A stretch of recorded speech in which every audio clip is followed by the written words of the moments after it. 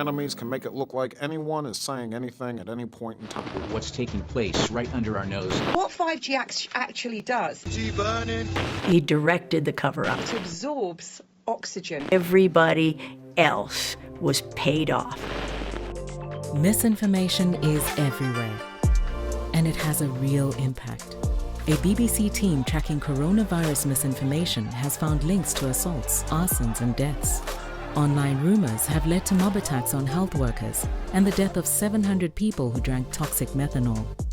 At a time when public thirst for information is at an all-time high, public trust in national governments and traditional media is at an all-time low.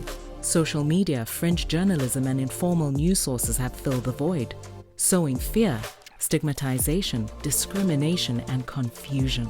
Because it's novel and often triggers a strong emotional response, untrue information spreads several times faster.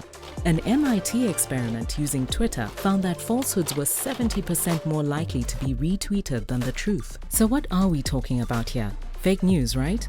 Wrong. The problem with the term fake news is that it has been delegitimized by certain politicians to denigrate reputable and established news sources. A better term is information pollution. Information pollution comes in many forms, not just misinformation, which is information not intended to do harm, but also disinformation, which is created intentionally to harm, and malinformation, which is true information that has been manipulated intentionally for malicious purposes. And while it's easy to blame the bots, untrue information is actually spread at the same rate by humans. We all have a personal responsibility to think before we share.